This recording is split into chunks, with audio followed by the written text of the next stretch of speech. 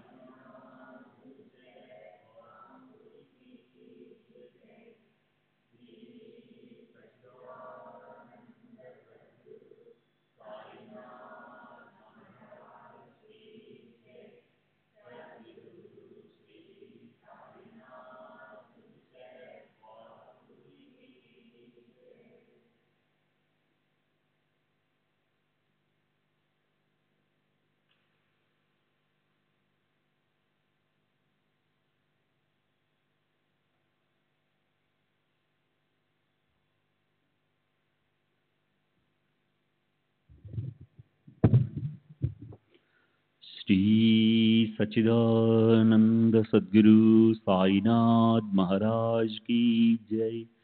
सद्गुरु श्री साईनाथ शरद बाबूजी की जय। శ్రీ సాయినాథాయ నమః. శ్రీ సాయిబాబా సత్య చరిత్ర 32వ అధ్యాయం.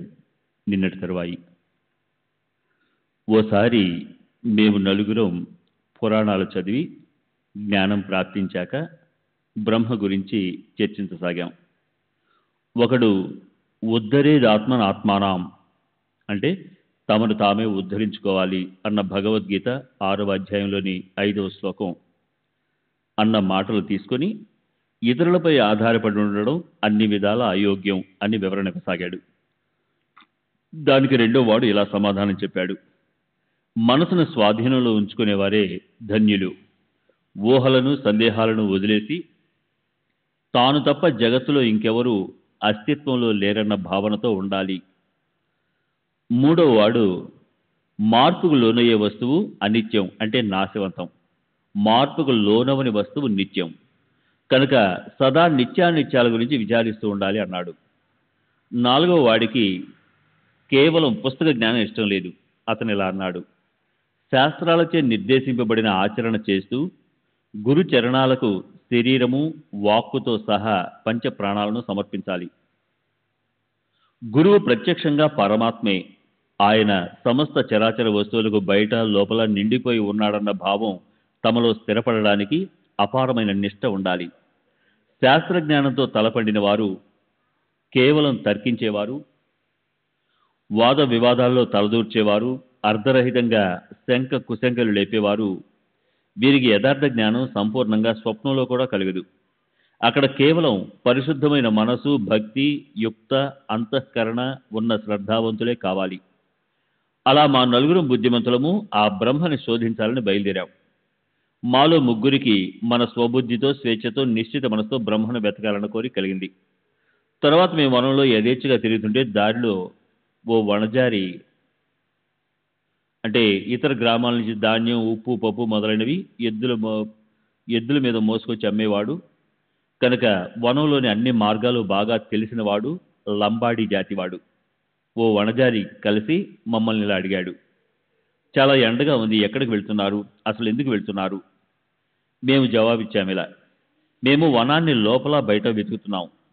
దానికి ఆ వనజారి మమ్మల్ని ఇంకా ఇలా అడిగాడు: మీరింతగా ఎందుకు వెతుకుతున్నారు? అప్పుడు సమాధానం ఇవ్వడానికి మేము ఇలా అన్నాం: రహస్యాన్ని బయటికి చెప్పడం సరికాదు. మేము నలుగురం అలా పరిగెత్తడం చూచి ఆ వనజారి ప్రాణం తల్లడిల్లింది. అతను ఇలా అన్నాడు: వనంలో తిరగడం కష్టం.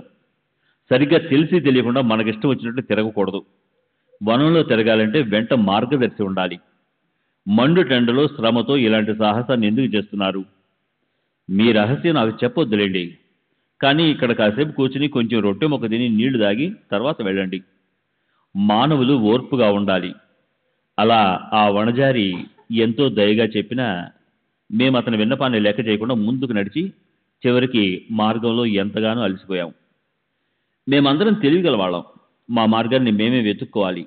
మార్గదర్శి అవసరం ఏముంది అన్న గర్వం మా మనసులో మాకెంతో ఉంది.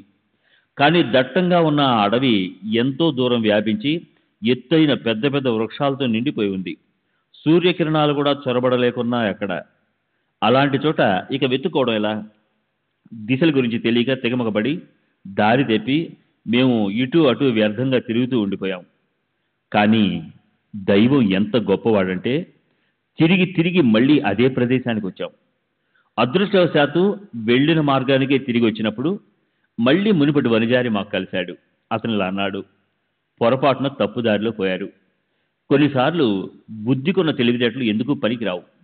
పని చిన్నదైనా పెద్దదైనా వేలితో మార్గం చూపేవాడు ఎవరో ఒకరుండాలి. ఖాళీ గడుపుతో ఏదీ అన్వేషించకూడదు. బుద్ధికి అవరోధాలు ఎన్నో ఉంటాయి. ఈశ్వరుడి ఆజ్ఞ లేకుండా దారిలో ఎవరూ కలవరు. అన్నాన్ని తిరస్కరించకూడదు. ముందున్న కంచాన్ని తన్నేసుకోకూడదు. ఎవరైనా తినడానికి రొట్టె ముక్కేస్తే దాన్ని పూర్తిగా శుభశకనంగా భావించాలి. అప్పుడు కార్యం ఏ అవాంతరాలు లేకుండా అయిపోతుందని తెలుసుకోవాలి. ఇప్పుడు పలహారాన్ని కొద్దిగా తిని కొంచెం ధైర్యం పెట్టుకోండి. కానీ ఆ ముగ్గురికి ఆ ఆలోచన నచ్చలేదు. వాళ్ళు మళ్ళీ ఏమీ తినకుండానే వెళ్ళిపోయారు. ఏదో ఓ ఆచూకీ పట్టుకోకుండా ఒక్క అన్నం ముద్దైనా నోట్లో పెట్టుకోకూడదన్న మొండి పట్టుదలతో వాళ్ళు నష్టపోయారు. నాకు ఆకలేసింది. దాహంతో నా గొంతు ఎండిపోయింది. వనజారి అలౌకిక ప్రేమను చూసి నాకు చాలా ప్రీతి కలిగింది. నేను బహుశ్రుత పండితుణ్ణి. నాకు దయ, మాయ అంటే తెలీదు. శ్రీమంతుణ్ణైనా ఎంతో లోభిని, ఎవరికీ భోజనం పెట్టను.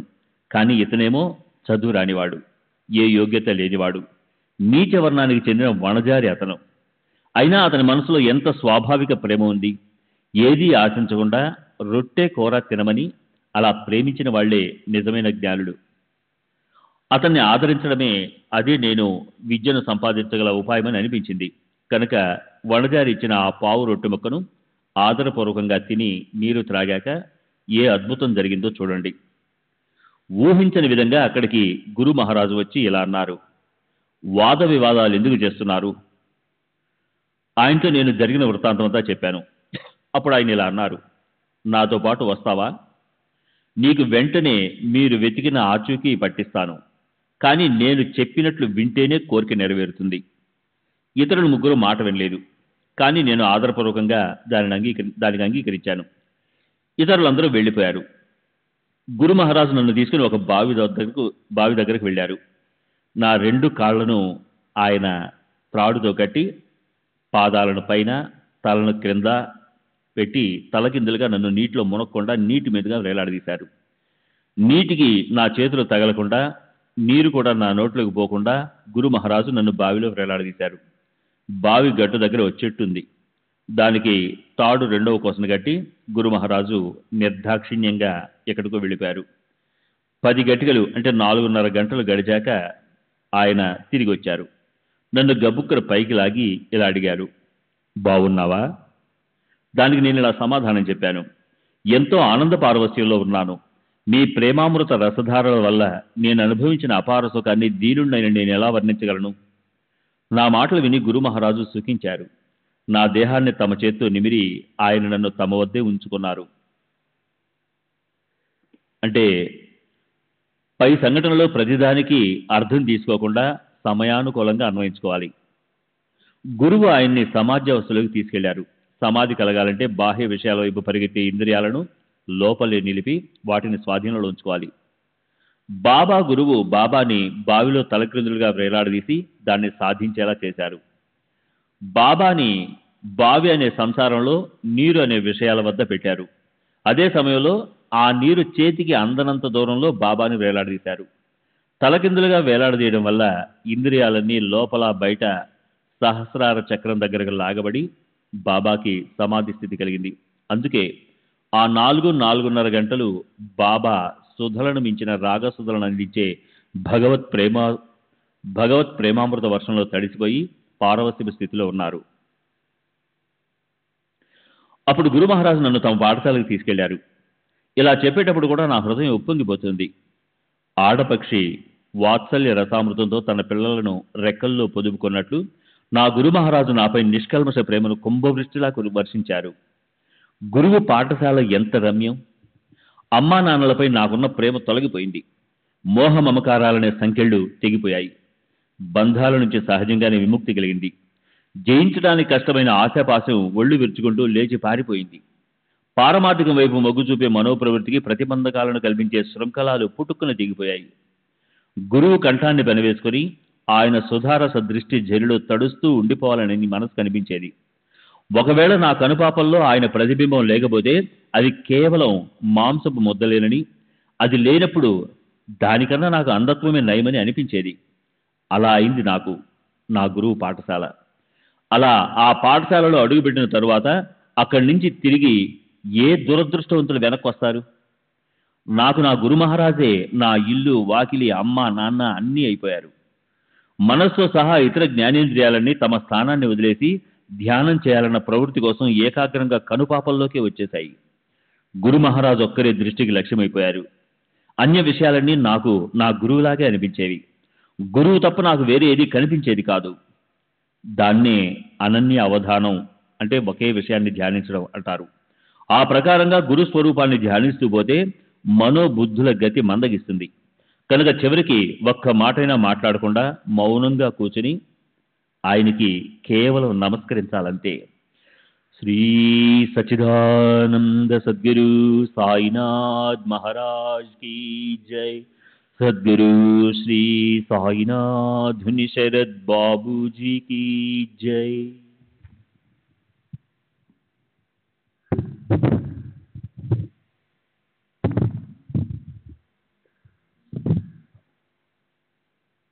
లేకపోతే ఒక్కోసారి జ్ఞాన సంపాదనకు గురువుని ఎన్నుకోవాలంటే అప్పుడు మంచి ఉపదేశం పేరు మీద ఏమీ లేని శూన్యత ప్రాప్తిస్తుంది. దక్షిణ పేరు మీద డబ్బుకి రెక్కలొచ్చి ఎగిరిపోతూ చివరికి పాశ్చాత్తాపమే ఒళ్ళో వచ్చి పడుతుంది. ఎవరి నిగూఢ జ్ఞానం కేవలం ప్రగల్భాలు పలకడంగా మాత్రమే అవుతుందో, ఎవరు తమ పాపరాహిత్యాన్ని గురించి డాంగా బజాయించి చాటుకుంటారో, కపట శిక్షణ అనేది ఎవరికి బాల్యం నుంచి ఉంటుందో అలాంటి వారు శిష్యులకి చివరికి ఏమిస్తారు?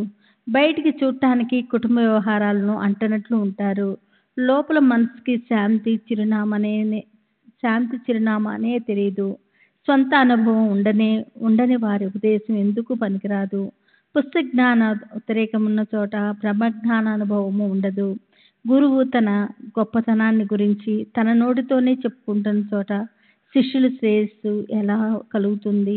ఎవరి మాటలు హృదయాంతరాల్లోకి చొచ్చుకుపోవో, ఎవరి నిరూపణ మనసుకి పట్టదో వారి గురుత్వం వల్ల ప్రయోజనం ఏమిటి?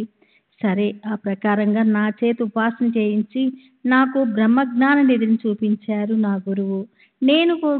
నేను కొంచెం కూడా వెతకనవసరం పడలేదు. అర్థం చేసుకోవడానికి ప్రయత్నించిన అవసరం లేకపోయింది.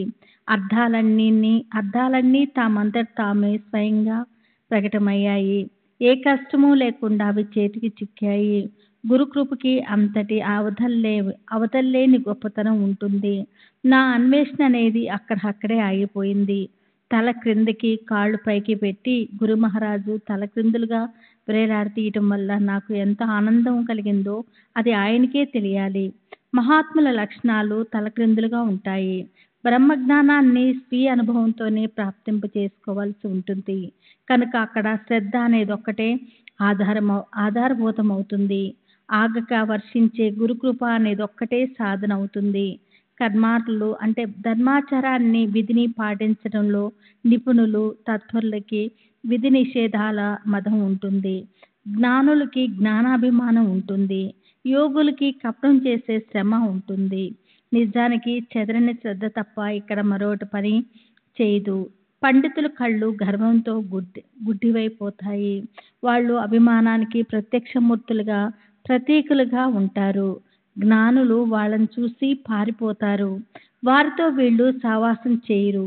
జ్ఞానులు ఇలా అంటారు, నేను తప్ప మరో దేవుడంటూ ఎవరున్నారు? వారితో వీళ్ళు సావాసం చేయరు. నేను స్వయంగా జ్ఞాన చైతన్యాల పరిపూర్ణుని. భక్తులు తాము నిలువున భక్తిభావంతో తడిసిపోతుండటం వల్ల శరీరాన్ని, మనసుని, ధనాన్ని తమ స్వామి కోసం వెచ్చిస్తారు. తమ సర్వస్వాన్ని స్వామికి స్వాధీనం చేస్తారు. ఇదొకటే నేను చేసిన గొప్ప పని. ఇది నా గొప్ప సామర్థ్యము. ఇది నా ఉత్తమ బుద్ధి వైభవం ప్రభావం అన్న గర్వం వారికి ఉండదు. జరిగేవన్నీ దైవం జరిపించేవే. ముంచేది తేల్చేది ఆయనే కలహిస్తారు. ఆయనే కలహింప చేస్తారు. చేసేవాడు చేయించేవాడు ఆయనే అని భక్తులు స్వామి తలపై కర్తృత్వాన్ని పెట్టి తాము స్వయంగా ఎంతో నమ్రతతో కర్మలను స్వీకరిస్తారు. వారు సదా దైవానికి స్వాధీనమై ఉంటారు. వారికి స్వాతంత్రం ఉండదు. సరే, ఆ నలుగురు పండితులు దేని గురించి అన్వేషణ సాగించారో ఆ విషయం చెప్పడం ఇంకా అలాగే ఉండిపోయింది. దాని గురించిన స్పష్టీకరణను ఇప్పుడు శ్రోతలు వినండి. తల మీద విద్వత్తు గురించిన అభిమానం ఉన్న కర్మలు, వేద పారంగతులు పుస్తక జ్ఞానాన్ని ప్రదర్శించుకుంటున్నప్పుడు దైవం గురించిన ప్రస్తావన వచ్చింది. తమకున్న జ్ఞానంతో దైవం ఎలా ఉంటాడు? ఏ పద్ధతిలో, ఏ మార్గంతో, ఏ ఉపాయంతో తమకు వెంటనే ఆయన కలుస్తాడు? ఇదే వారి మనసులోని ఆలోచన. ఆ ప్రబుద్ధుల్లో శ్రీ సాయి కూడా ఒకరు. ఆయన వైరాగ్యమూర్తి, వివేక సంపన్నులు. ఆయన సాక్షాత్తు పరబ్రహ్మతత్వమే. అప్పుడు ఆయన ఆ విచారాన్ని ఎందుకు స్వీకరించారు అని శ్రోతలు సందేహించవచ్చు. అయితే ఆయన దాన్ని స్వీకరించడం కేవలం లోకానికి ఆదర్శంగా మాత్రమే. భక్తులను ఉద్ధరించగల సాయి సమర్థులకు ఆ అల్పత్వాన్ని ఎలా ఆపాదించగలము? స్వయంగా తాము అవతార పురుషులై ఉండి ఒక వణజర్ని పూజ్యుడిగా భావించి నిశ్చయపూర్వకంగా అన్న బ్రహ్మను స్వీకరించి దాని మహిమను కీర్తించారు. అన్నం బ్రహ్మేతి వ్యజనాత్. తైత్తరీయోపనిషత్తు 3వ వల్లి 2వ అనువాకం అన్నాన్ని బ్రహ్మ అంటారు. ఎందుకంటే బ్రహ్మలాగానే ప్రాణులన్నీ అన్నానికి పరిణామభూతమైన వీర్యం నుంచి ఉత్పన్నమవుతాయి. అన్నం వల్లే వాటి జీవనం సురక్షితంగా ఉంటుంది. మరణించిన తర్వాత అవి అన్నస్వరూపమైన పృథ్వీలో విలీనమవుతాయి. అలాగే ఆ అన్నాన్ని అనాధారం చేసేవారు ఎలా నష్టపోతారో చెప్పి గురువు లేకుండా జ్ఞానం ఎవరికి ప్రాప్తించదని ఆ విషయానికి సంబంధించిన ప్రబుద్ధుల కథలు చెప్పారు. తల్లి, తండ్రి, ఆచార్యుడు వీరి ఉపదేశం లేకుండా ధర్మానికి సంబంధించిన జ్ఞానాన్ని పొందలేము.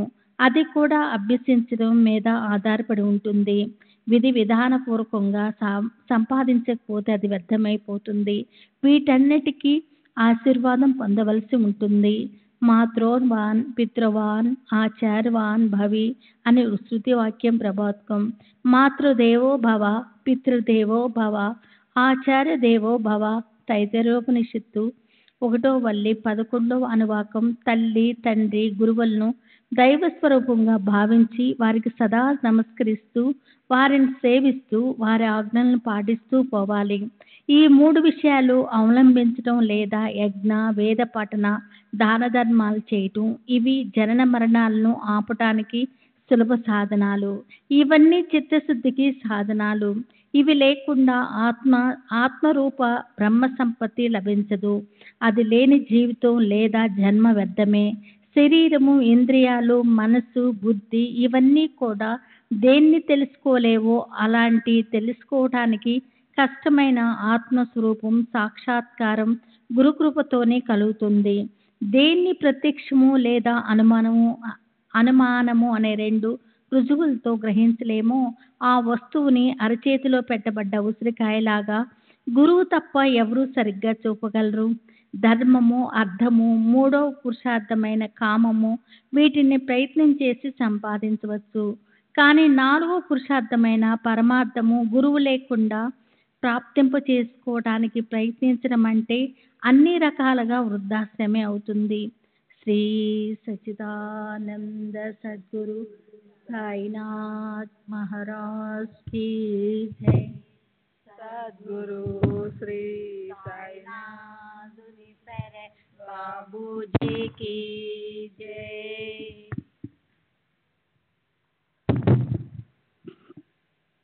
ఈ షిరిడీ దర్బారికి జ్యోతిష్కులు కూడా వచ్చేవారు. బాబాకు నమస్కరిస్తూ గొప్పవాళ్ళకి, పేదవాళ్ళకి భవిష్యత్తులో జరగబోయేది చెప్తుండేవారు. ధనధాన్యాల్ని, వైభవాన్ని అనుభవించే రాజాదిరాజులు, అలాగే జోగులు అంటే యోగి, బైరాగి భిక్ష చేసి కడుపు నింపుకునేవారు. రాగ విరాగులు అంటే విరక్తులు లేదా వైరాగ్యశీలు దర్శనం కోసము ఉత్సాహపడేవారు, జపించేవారు. తాపసికులు, వ్రతాలు ఆచరించే సన్యాసులు, యాత్రికులు తీర్థక్షేత్రాల్లో ఉండేవారు. గాయకులు, నర్తకులు తమ బృందంతో సహా షిరిడీకి బాబా దర్శనానికి వచ్చేవారు. అంత్యజులు కూడా శ్రీ సాయి దర్బారుకు వచ్చేవారు. ఈయనే నిజమైన తల్లి, తండ్రి. ఈయనే జనన మరణ పరిభ్రమణ తప్పించగలవారు అని వారు అనుకునేవారు. మెళ్ళో ఆత్మలింగము కట్టబడి ఉన్నవారు, నుదుట భస్మలేపనము చేసుకున్నవారు, ఉడకబెట్టిన ధాన్యము అనే భిక్షపైన దృష్టి పెట్టే అలాంటి జంగమ దేవర్లు సరంభాన్ని చూసి తీరాలి. మనసులో కపటాన్ని పెట్టుకొని పైకి మధురంగా మాట్లాడే అసత్యవాదులు వచ్చేవారు. గారడీ వాళ్ళు వచ్చేవాళ్ళు. గోందళ జాతి అంటే ఓ జాతికి చెందిన బిచ్చగాళ్ళు. వీళ్ళు పాడుతూ దేవి ముందు నర్తిస్తారు. వాళ్ళు ప్రేమతో పాడేవారు. బాబాని ఎంతో ప్రేమతో భవానీదేవి పేరు మీద బిచ్చం అడిగేవాళ్ళు. గుడ్డివాళ్ళు, కుంటివాళ్ళు, చెవిటివాళ్ళు, గోసావిలు, నానకులు, సిక్కు ధర్మానికి చెందిన సంస్థాపకుడు, అనుయాయులు, భట్రాజులు, దివిటీలు పట్టుకునేవాళ్ళు సాయిబాబా మీదున్న భక్తి వల్ల గొప్ప ప్రేమాతిరేకముతో పరుగున వచ్చేవారు. డప్పులు వాయించేవాళ్ళు, అంగ వికలరు వచ్చేవారు. దొమ్మరి వాళ్ళు ప్రదర్శనలు ఇచ్చేవాళ్ళు. అక్కడికి ఆ ప్రేమమయుడైన వనజారి అవకాశము చూసుకొని వచ్చాడు. శ్రీ సాయి స్వరూపము ధన్యము. ఆయన మూర్తిభవించిన వైరాగ్యమే. ఆయన నిర్వశీలు, నిస్సంగులు, నిస్వార్థులు. భక్తులపై ప్రేమ సుదరసాన్ని కుంభవృష్టిలా కురిపించే ఈయనతో పోల్చదగిన వారే లేరు. ఇది వరకటి సంగతి లాంటిదే మరో ముఖ్య కథని పట్టుకొని ఆఖ్యానాన్ని ప్రారంభిద్దాం. శ్రోతలు శ్రద్ధ పెట్టాలి. సాయిబాబా స్వయంగా ఉపవాసం ఉండేవారు కాదు. ఎవరిని ఉండనిచ్చేవారు కాదు. ఉపవాసము చేసే వారి చిత్తము స్వస్థంగా ఉండదు. అప్పుడు వారి పరమార్థము ఎలా సాధించబడుతుంది? ఖాళీ కడుపుతో ఉంటే దైవము లభించడు. తమ ఆత్మను మొదట సంతృప్తి పరచాలి. ఈ బోధ గురించే మరొక సంగతి శ్రోతలకు నేను వర్ణిస్తాను. మిట్ట మధ్యాహ్నం వేళ ఆకలితో తలక్రిందులవుతున్నప్పుడు చిత్తవృద్ధికి అన్న బ్రహ్మ యొక్క విశిష్టత స్పష్టమవుతుంది. అన్నము అప్పుడు తినాలనిపిస్తుంది. అలాంటి కష్ట సమయంలో నోట్ల అన్నం ముద్ద పెట్టుకోకపోతే హీనంగా దీనంగా అయిన ఇంద్రియ సమూహము తమ కార్య కుశలతను అన్ని విధాలా విస్మరిస్తుంది.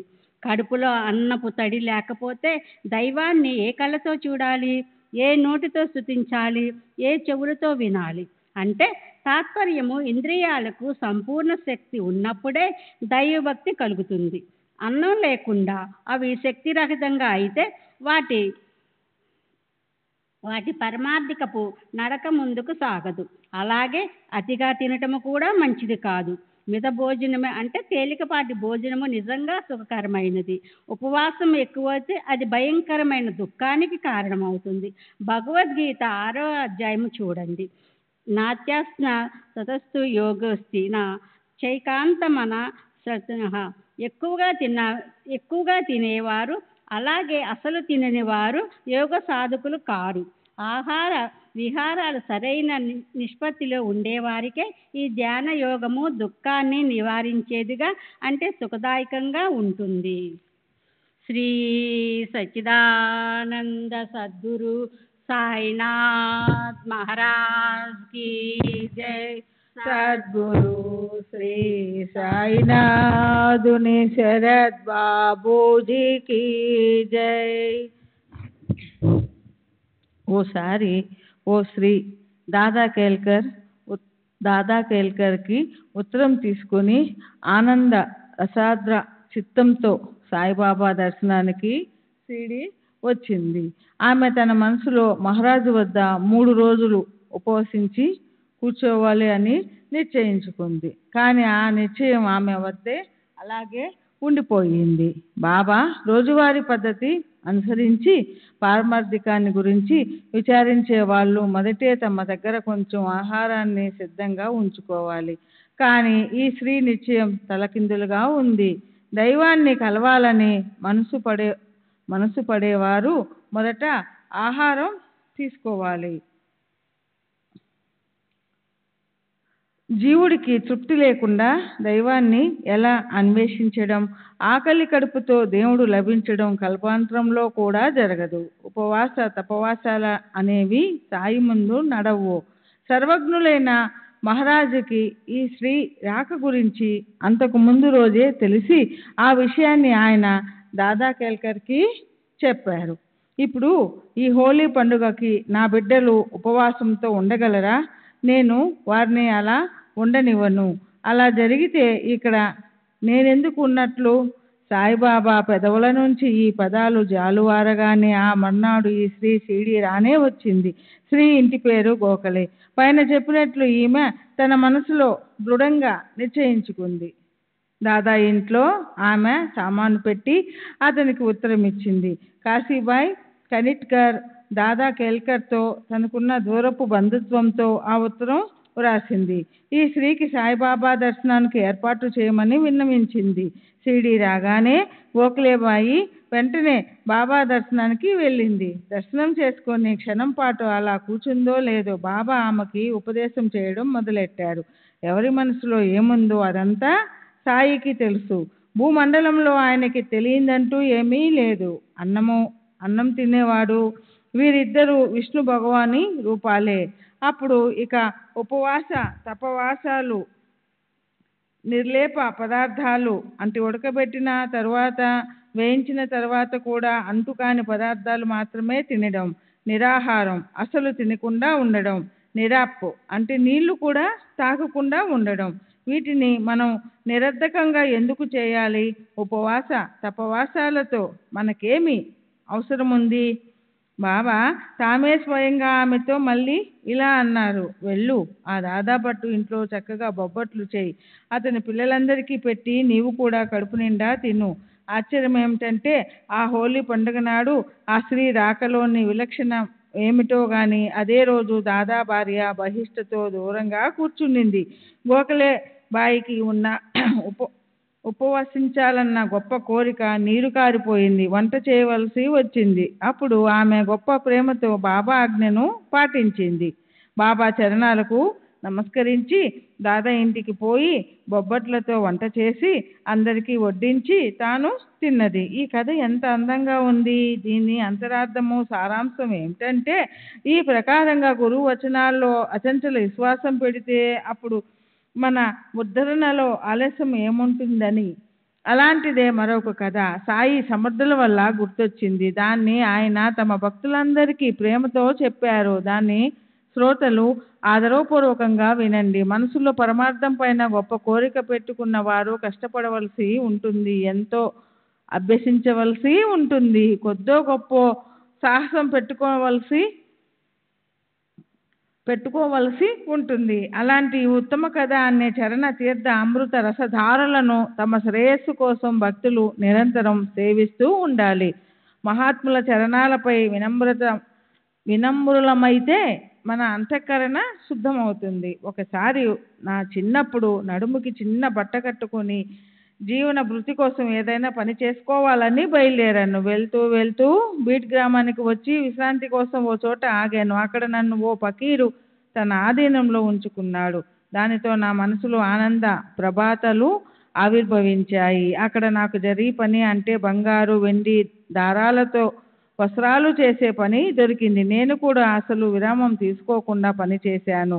ఫకీరు గొప్పతనం చూడండి, నా కష్టం ఫలించింది. నాకంటే ముందు నుంచి ఆ పనిలో నైపుణ్యం ఉన్న నలుగురు తెలివిగల పిల్లలు పనిచేస్తూ ఉండేవారు. నా పనితో పాటు వాళ్ళు చేసిన పనికి కూడా లెక్క కట్టారు. ఒకడు 50 రూపాయల పని చేశాడు, రెండోవాడు 100 రూపాయల పని చేశాడు, మూడోవాడు 150 రూపాయల పని చేశాడు. కానీ నేను అందరికంటే రెట్టింపు పని చేశాను. అలాంటి నా తెలివి చూసి నా యజమాని మనసుకి ఎంతో ఆనందం కలిగింది.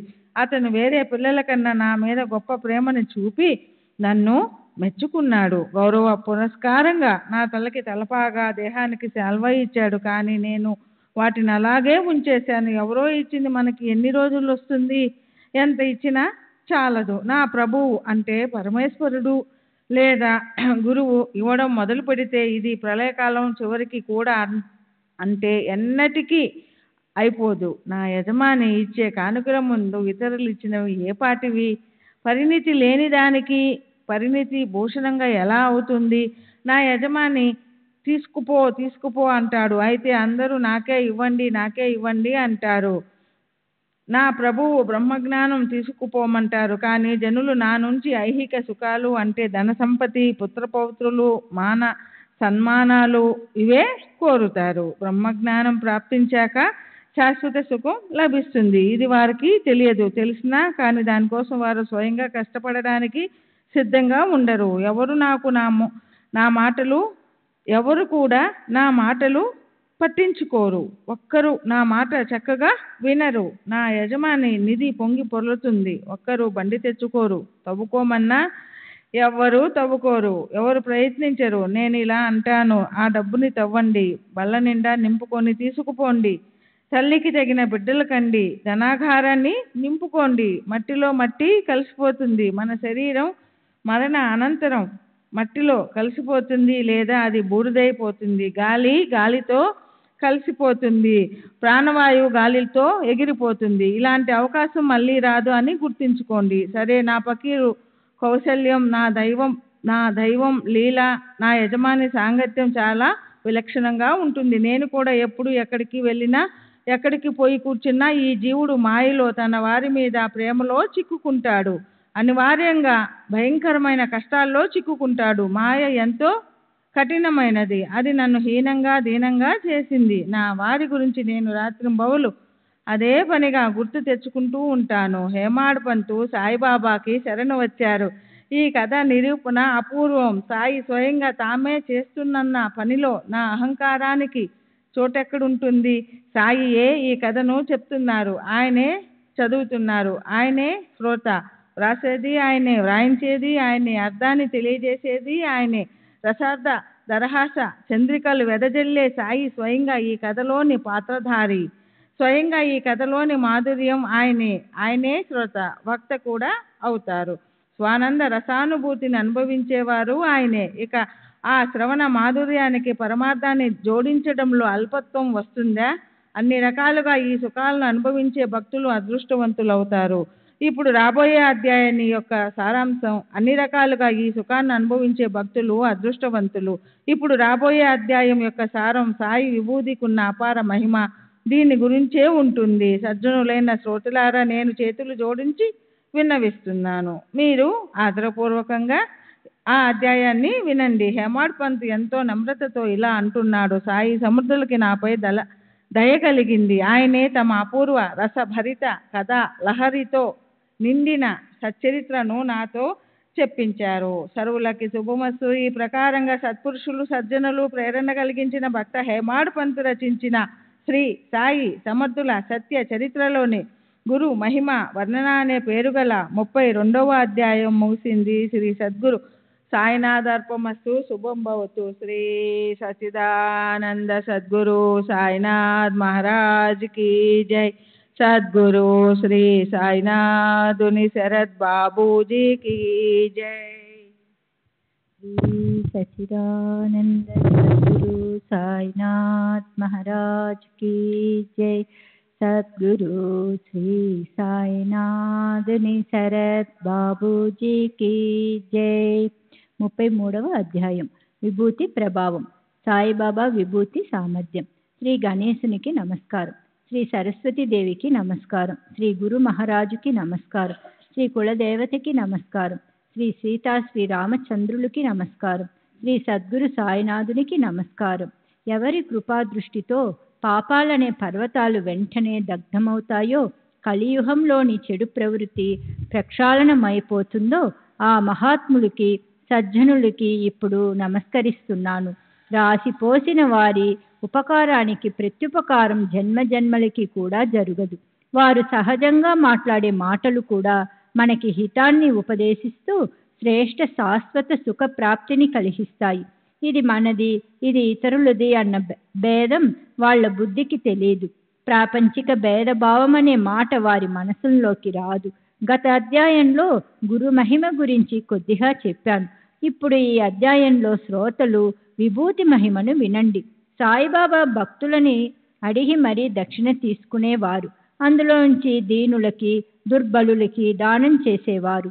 మిగిలిన డబ్బుతో కట్టెలను ఎక్కువగా కొని రాశిగా పోసేవారు. ఆ ఎండు కట్టెలను తన ముందున్న దునిలో వేసి కాల్చేవారు. దానితో అపరిమితమైన బూడిద తయారయ్యేది. ఆ విభూతిని ఆయన భక్తులకు ఇచ్చేవారు. షిరిడీ నుండి తమ గ్రామాలకు తిరిగి వెళుతూ భక్తులు బాబాని అనుమతి అడిగినప్పుడు విభూతి ఇవ్వడం అక్కడి పద్ధతి అయింది. ఇది భక్తులందరికీ తెలుసు. ఇంతేకాదు, విభూతి తీసుకురా అని బాబా అన్నారంటే తిరిగి వెళ్లేందుకు నిజమైన అనుమతి వచ్చినట్లే అని తెలుసుకుని ఇంటికి తిరిగి వెళ్ళడానికి వాళ్ళు తమ తమ మనసుల్లో ఉల్లసించేవారు. అలాగే షిరిడీలో ఉన్నప్పుడు ఉదయం, మధ్యాహ్నం, సాయంత్రం బాబా విభూతి ఇవ్వకుండా ఎవరిని ఖాళీ చేతులతో తిరిగి వెళ్ళనిచ్చేవారు కాదు. ఇదే నిత్య కార్యక్రమం. అయితే అసలు విభూతి లక్షణం ఏమిటి? మసీదులో బాబా ఎల్లప్పుడూ అఖండమైన దుని ఎందుకు వెలిగించేవారు? విభూతి ఇవ్వటమనే ఈ రోజువారీ కార్యక్రమం ఎందుకు నడిచేది? విభూతి ఇవ్వటంలో బాబా ఉద్దేశం ఏమై ఉంటుంది? అది దేన్ని సూచిస్తుంది? జగత్తులో కనిపించేదంతా బూడిద వంటిదేనని మనసులో నిశ్చయంగా తెలుసుకోవాలి. ఈ మానవ దేహం కూడా పంచమహాభూతాల భోగాలను అనుభవించడం కోసం మిగిలి ఉన్న కట్టె యొక్క అనుభవాలు ముగిసిపోయాక అది చలనరహితమై పడిపోతుంది. అది తప్పకుండా బూడిదైపోతుంది. మనందరికీ రాబోయే స్థితి ఇదే. దాన్ని మీరు గుర్తించుకోవాలని నేను కూడా రాత్రింబవళ్ళు ఈ జగత్తులో ఉండాలని నేను ఈ విభూతి ఇస్తుంటాను. ఈ జగత్తంతా మాయా దృశ్యం. బ్రహ్మ ఒక్కడే సత్యం. బ్రహ్మాండం అన్పతం అంటే కాల్పనికము లేదా తార్కికము అయి ఉంది. దీనికి నిజమైన గుర్తు ఈ విభూతి. ఈ జగత్తులో భార్య, పుత్రులు, మేనమామలు, అల్లుళ్ళు మొదలైన బంధుమిత్రులు ఎవరు ఎవరికి ఏమీ కారు. మనం నగ్నంగానే వచ్చాం, నగ్నంగానే పోతాం. ఈ విషయంలో విభూతియే గుర్తించుకొన తగినది. ఈ విభూతిని దేహానికి రాసుకుంటే మనసుకి, శరీరానికి ఉన్న దుఃఖం నశించిపోతుంది. కానీ ఈ విభూతి యొక్క నిగూఢమైన తత్వం వివేకపూర్వ వైరాగ్యం. ఇవ్వగలిగినంత దక్షిణ ఇచ్చి ప్రవృత్తికి వైరాగ్యాన్ని ప్రాప్తింపచేశాక మెల్లమెల్లగా నివృత్తి యొక్క వైరాగ్య లక్షణాలు మనకు అర్థమవుతాయి. వైరాగ్యం ఒకవేళ చేతికి దొరికినా దానితో పాటు వివేకం లేకపోతే ఆ వైరాగ్యం మట్టి కొట్టుకుపోతుంది. కనుక విభూతిని ఉపయోగించుకోవాలి.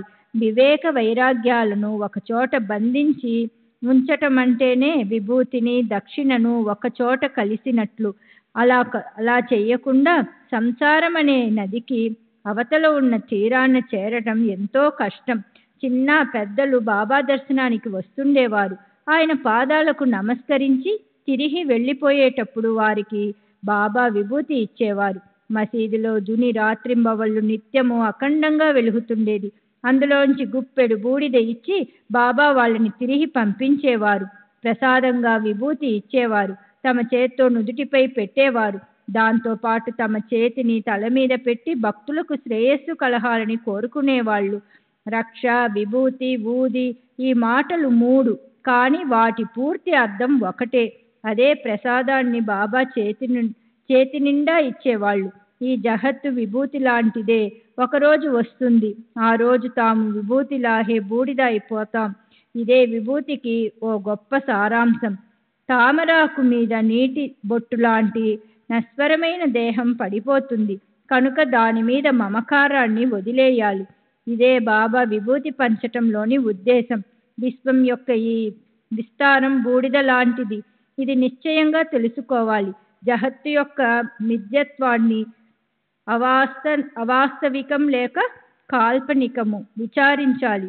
విభూతికి నిజమైన అస్తిత్వం ఉందన్న విషయంలో విశ్వాసం పెట్టాలి. విభూతి అంటే కేవలం మట్టే. నామము, రూపము ఉన్న వస్తువులన్నింటికీ చివరికి ఇదే గతి పడుతుంది. ఈ జగత్తులో వస్తువుల్లో కనిపించే మార్పు కేవలం నామమాత్రమే. దీనికి అనుభవం మట్టికి సతతం ఉండే ఎన్నటికీ మారని గుణం వల్ల వస్తుంది. శ్రీ సచ్చిదానంద సద్గురు సాయినాథ్ మహారాజ్ కీ జై. సద్గురు శ్రీ సాయినాథ్ నిసరత్ బాబూజీ కీ జై.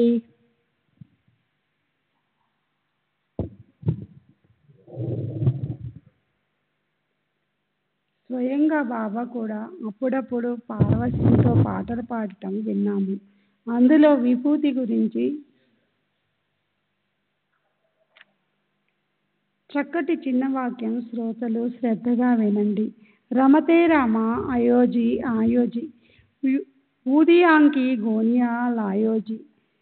రమించే రామ రండి రండి, విభూతి సంచులను పట్టుకురండి. మనస్సులో ఆనంద జరీ తరంగాలు వెగసినప్పుడు ఈ ద్రుపదని ఎంతో ఉల్లాసంగా మధుర స్వరంతో ఆయన మళ్ళీ మళ్ళీ పాడుతుండేవారు. సారాంశం ఏమిటంటే, బాబా ఈ శ్రేయస్కరమైన దునితో విభూతిని ఎన్ని బస్తాలు ఉత్పన్నం చేశారో దాన్ని లెక్కగట్టగల సామర్థ్యం ఎవరికీ లేదు. సరే, అలా బాబా విభూతిని పంచటంలో అంతరార్థాన్ని, పరమార్థాన్ని గురించిన అంతర్గత హేతువును విని శ్రోతలు విభూతిని తమ స్వహితాన్ని, సంసార వ్యవస్థను చక్కగా నడిపించాలన్న కోరికతో అడుగుతుండేవారు. ఆ విభూతిలో ఈ లక్షణం ఉంది. అది లేకపోతే విభూతి గొప్పతనం ఎలా విస్తరిస్తుంది? సాయిబాబా పారమార్థిక మార్గాన్ని చూపటంలో మహానిపుణులు అయిన భక్తులచే స్వార్థాన్ని, పరమార్థాన్ని సాధింపచేస్తారు. ఈ విభూతి యొక్క యోగక్షేమాల కథను ఎంతగానో చెప్పుకోవచ్చు. కానీ గ్రంథ విస్తరణ భీతితో నేను దాన్ని ఎంతో క్లుప్తంగా చెప్తాను. నాసిక్లో నారాయణ మోతీరామ్ జానీ అనే పేరు గల స్వయంపాకం చేసుకునే ఓ గృహస్థాశ్రమ బ్రాహ్మణుడు ఉండేవాడు. అలాగే బాబాకి రామచంద్రవామన్ మోదక్ అనే పేరు గల మరొక భావిక భక్తుడు ఉండేవాడు. అతని కింద ఈ నారాయణ ఉద్యోగం చేసేవాడు. బాబా దేహదారులుగా ఉన్న సమయంలో ఈ నారాయణరావు తన తల్లిని వెంట పెట్టుకొని బాబా దర్శనానికి షిరిడీకి వెళ్ళినప్పుడు బాబా తాము స్వయంగా అతని తల్లికి మొదటే ఇలా సూచించారు: ఇక మీదట ఉద్యోగంతో పని ఉండదు. ఈ బానిసత్వం ఇక చాలు. దీనికంటే స్వంత వ్యాపారం మంచిది. కొద్ది రోజులు గడిచాక భగవంతుడికి దయ కలిగింది. నారాయణరావు ఇతరులపై ఆధారపడే ఉద్యోగాన్ని వదిలేశాడు. అతనికి స్వతంత్రమే వచ్చింది. అక్కడే అతను ధైర్యంగా భోజనంతో సహా వసతి గృహాన్ని నిర్మించాడు. దానికి ఆనంద ఆశ్రమం అని పేరు పెట్టి అందులో కష్టపడి పనిచేయటం వలన అది రోజు రోజుకి వృద్ధిలోకి వచ్చి మంచి పేరు వచ్చి మనస్సుకు విశ్రాంతి కలిగింది. ఈ ప్రకారంగా సాయిబాబా చెప్పినట్లు జరగటంలో అతనికి సాయిపై విశ్వాసం పెరిగింది.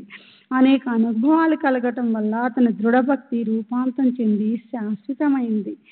సాయిబాబా మాటల అనుభవంలో వచ్చిన ఈ కథను విన్న శ్రోతలు కూడా కారుణ్యమూర్తి సాయి చరణ కమలాలలో ప్రేమ పెరుగుతుంది. నిజంగా బాబా చేతలు అపూర్వం. మానవులను అవర్ణనీయ ఆనంద తీరాలకు తీసుకువెళ్లే బాబా మాటలన్నీ ఉత్తమ పురుషుల్లోనే తమ గురించే ఉండేవి. నిజం చూస్తే అవి ఎప్పుడూ ఇతరుల గురించి ఉండేవి. శ్రద్ధ పెట్టి చూసే వారికి ప్రతిరోజు ఇదే అనుభవం కలిగేది. సచిదానంద సద్గురు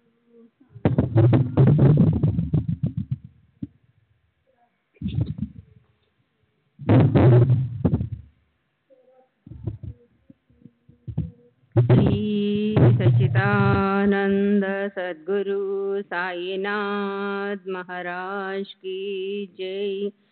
సద్గురు శ్రీ సాయినాథుని శరద్ బాబూజీకి జై।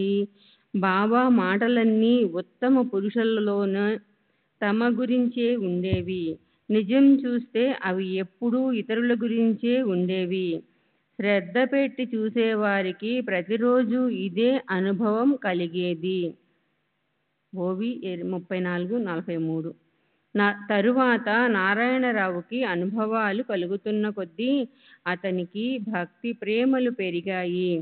ఇప్పుడు అతనికి చెందినదే మరొక అపూర్వ భక్తి భావం గురించి వినండి. ఓసారి అతని మిత్రుడొకడు ఒకడికి తేలు కుట్టింది. అతనికి ఎంతో వేదన కలిగింది.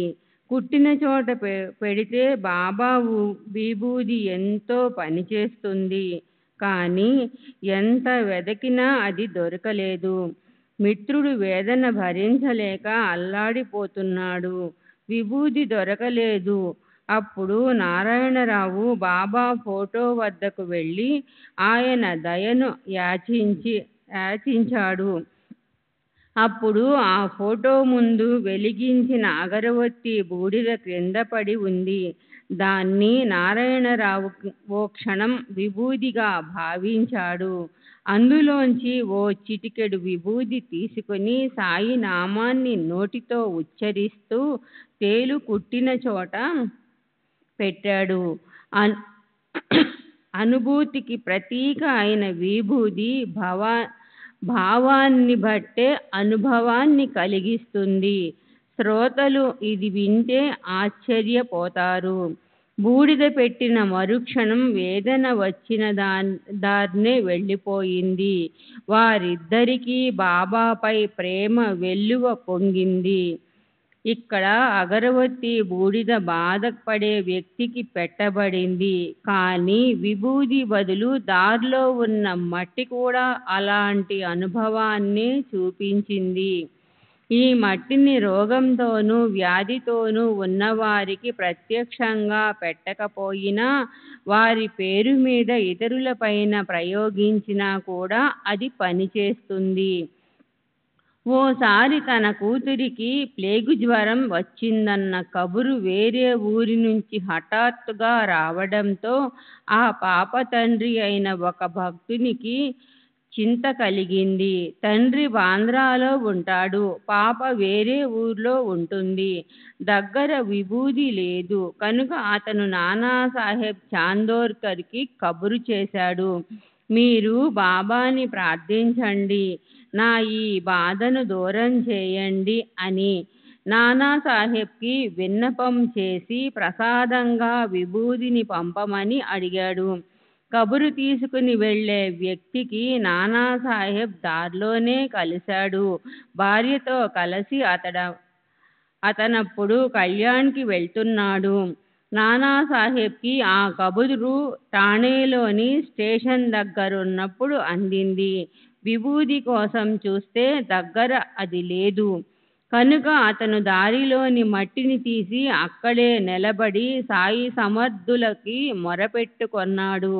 వెనక్కి తిరిగి తన భార్య నుదిటి మీద ఖచ్చితంగా ఓ చిటికెడు పెట్టాడు. ఇక్కడ ఆ భక్తుడు బయలుదేరి తన బిడ్డ ఉన్న గ్రామానికి వెళ్ళాడు. అక్కడ అతనికి తెలిసిందేమంటే ఆ పిల్లకి 3 రోజులు ఎంతో తీవ్రంగా జ్వరం వచ్చింది. వేదనతో ఆమె క్షీణించిపోయింది. నిన్ననే ఆమెకి కొంచెం నయమైంది. అది విని అతను ఎంతో ఆనందించాడు. విచారించిన మీదట తెలిసిందేమిటంటే నానాసాహెబు విభూది అంటూ భార్య నుదిటి మీద మట్టితో బొట్టు పెట్టి సాయిబాబాని ప్రార్థించగానే ఆ క్షణం నుంచి ఆ పాపకి తగ్గటం మొదలైంది. సరే, ఈ వ్యాధికి చెందిన ఈ కథను సరైన సందర్భంలో సవిస్తరంగా మళ్ళీ ఎప్పుడైనా చెప్తాను. ప్రస్తుతము విభూది గురించి ఈ చిన్న విషయాన్ని చాలిస్తాను.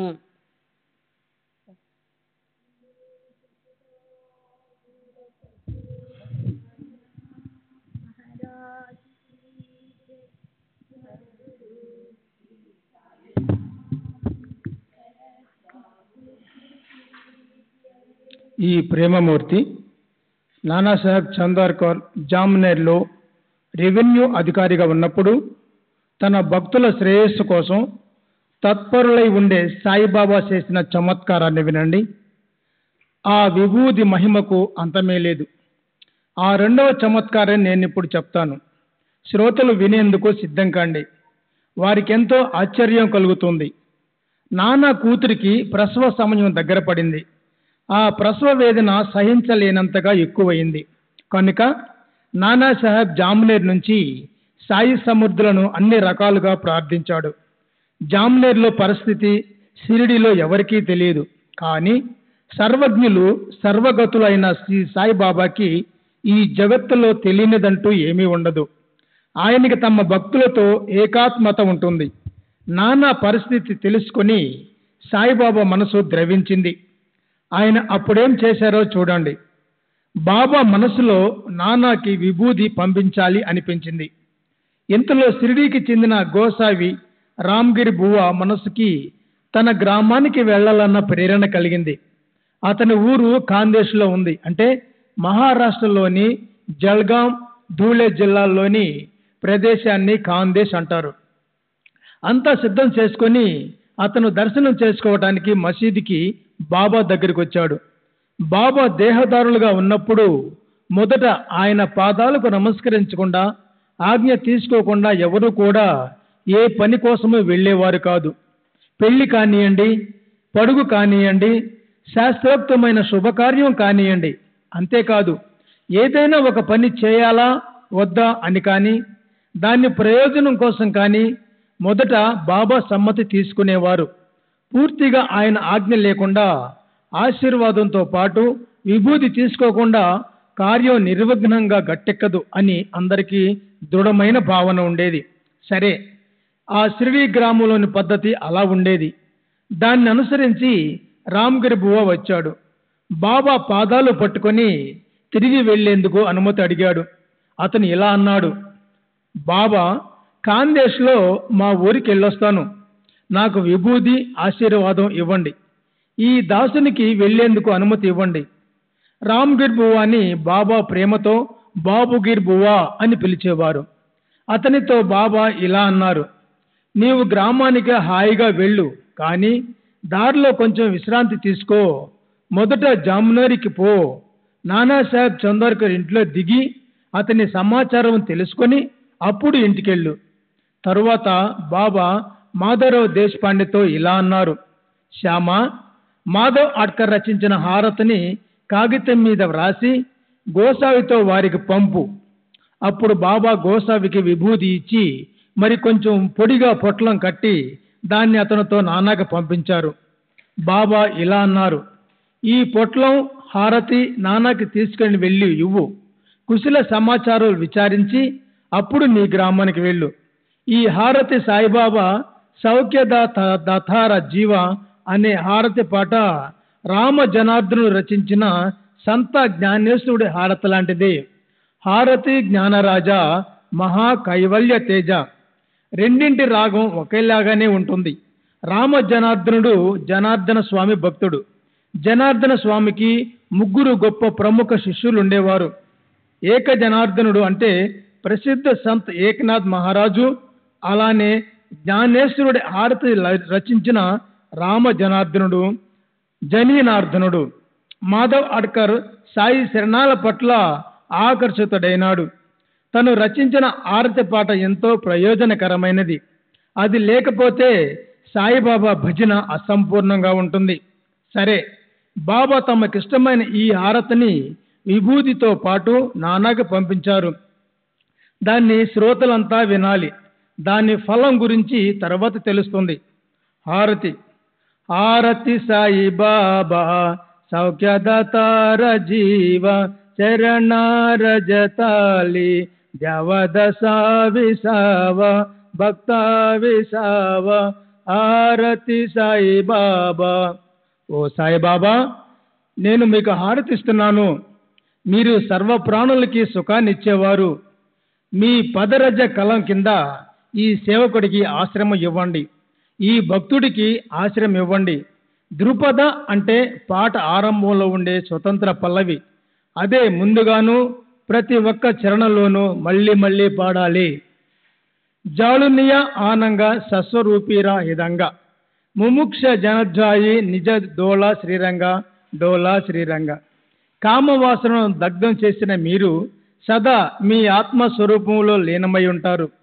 మోక్షాన్ని వాంఛించే వారికి మీరు శ్రీకృష్ణ రూపంతో దర్శనమిస్తారు. ఓ సాయిబాబా, నేను మీకు హారతి ఇస్తున్నాను. జయమని జయ సభావ తయ తైసానుభావ దావిసి దయఘన ఐసి తుజీ మావ తుజీ మావ. ఓ అత్యంత దయామయులైన సాయినాథ, వారి వారి మనసుల్లో ఉన్న శ్రద్ధ విశ్వాసాలను అనుసరించే వారికి మీరు అనుభవాన్నిస్తారు. మాయా లేదా చమత్కారాలతో ఉండే మీ చేతలు అపూర్వం. మీ మాయ చమత్కారకరణి అలా ఉంటాయి. ఓ సాయిబాబా, నేను మీకు హారతిస్తున్నాను. తుమచే నమధ్యాత హరే సంస్కృతి వ్యాధ ఆగాధ తవ కరణి మార్గద విసియనాథ అనాథ విసార. మీ నామాన్ని చింతన చేస్తుంటే సంసారంలోని శారీరక మానసిక దుఃఖాలు నశిస్తాయి. మీ కరుణకి నిజంగా పరిమితి లేదు. నిస్సహాయులకు మీరు మార్గం చూపిస్తారు, అనాథలకు మార్గం చూపిస్తారు. ఓ సాయిబాబా, మీకు నేను హారతిస్తున్నాను. కలియుగి అవతార సగుణ బ్రహ్మ సచర అవతీర్ణ ఝాలసే స్వామి దత్తా దిగంబర దత్తా దిగంబర. నిర్గుణ నిరాకార బ్రహ్మ అయిన మీరు ఈ కలియుగంలో గుణాన్ని ఆకారాన్ని తీసుకొని ప్రత్యక్షంగా దత్త దిగంబరులుగా అవతరించారు. స్వామి దత్త దిగంబరులే అయ్యారు. ఓ సాయినాథ, మీకు నేను హారతిస్తున్నాను. ఆట దిశ గురువారి భక్త కరేతి వారి ప్రభు పద పహవాయ భవ భయానివారి భయానివారి. 8వ రోజున ప్రతి గురువారం సర్వశక్తిమంతులైన దేవుని అంటే మీ చరణ దర్శనం కోసం భక్తులు వస్తారు. వారికి సంసారంలోని కష్టాలు మళ్ళీ మళ్ళీ జన్మించటం, భీతిని మీరు తొలగిస్తారు, భయాన్ని మీరు తొలగిస్తారు. ఓ సాయిబాబా, మీకు నేను హారతిస్తున్నాను. శ్రీ సచ్చిదానంద సద్గురు साईनाथ महाराज की जय। सद्गुरु श्री साईनाथ निशरद बाबू जी की जय।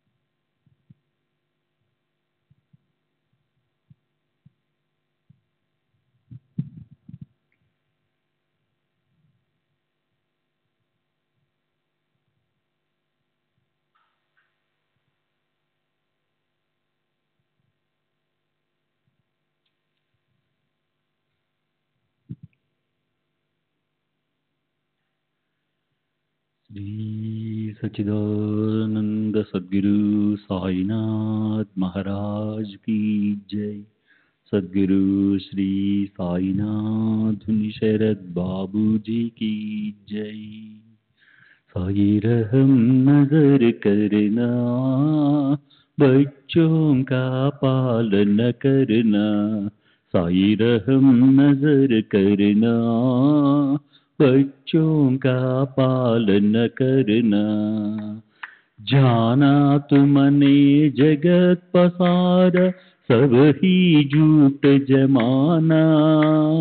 जाना तुमने जगत पसारा, सब ही झूठ जमाना। साई रहम नजर करना, बच्चों का पालन करना। साई रहम नजर करना, बच्चों का पालन करना। मैं अंधा हूँ बंदा आपका, मुझसे पद दिखलाना। मैं अंधा हूँ बंदा आपका, मुझसे पद दिखलाना। साई रहम नजर करना, बच्चों का पालन करना। साई रहम नजर करना, बच्चों का पालन करना। दास गणों कहे अब क्या बोलूं, थक गई मेरी रसना। दास गणों कहे अब क्या बोलूं, थक गई मेरी रसना। साई रहम नजर करना, बच्चों का पालन करना। साई रहम नजर करना, बच्चों का पालन करना। रहमो नजर करो अब मोरे साई, तुम बिना नहीं मुझे माँ बाप बाई। रहमो नजर करो मैं अंधा हूँ बंदा तुम्हारा, मैं अंधा हूँ बंदा तुम्हारा, मैं ना जानू, मैं ना जानू, मैं ना जानू। अल्लाह इलाही रहमो नजर करो, रहमो नजर करो। अब मोरे साई तुम बिना नहीं मुझे माँ बाप भाई, रहमो नजर करो। काली जमाना मैंने गमाया, काली जमाना मैंने गमाया। साथी आखिर का, साथी आखिर का, साथी आखिर का तुम बिना कोई, रहमो नजर करो, रहमो नजर करो। अब मोरे साई तुम बिना नहीं मुझे माँ बाप भाई, रहमो नजर करो। अपने मस्जिद का झाड़ू गड़ो है, अपने मस्जिद का झाड़ू गड़ो है। मालिक हमारे, मालिक हमारे, मालिक हमारे तुम बाबा साई, रहमो नजर करो, रहमो नजर करो।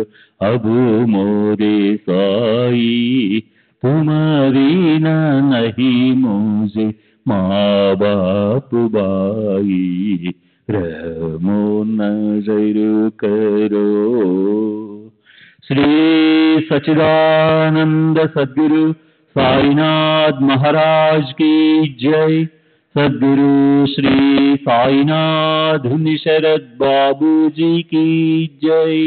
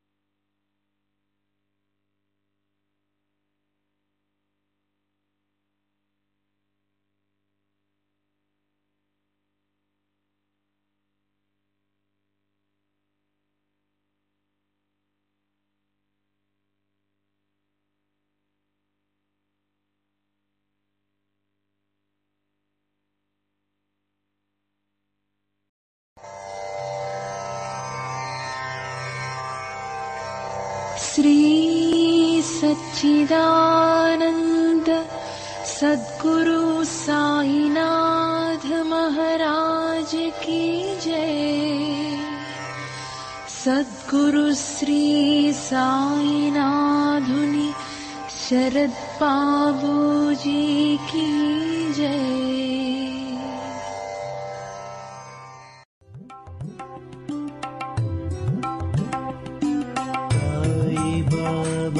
साई बाबा, साई बाबा, साई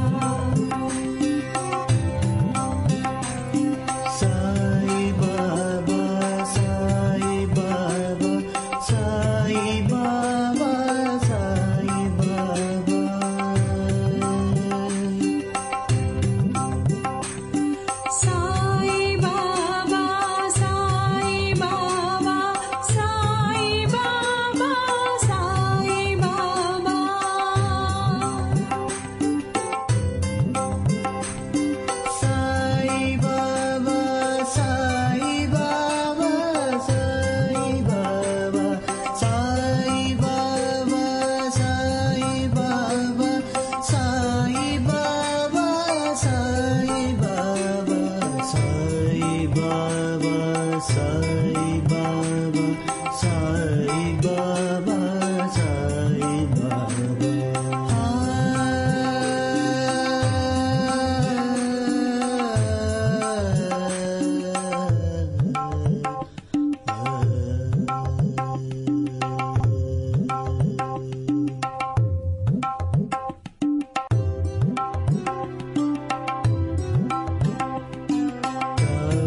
బాబా సాయి బాబా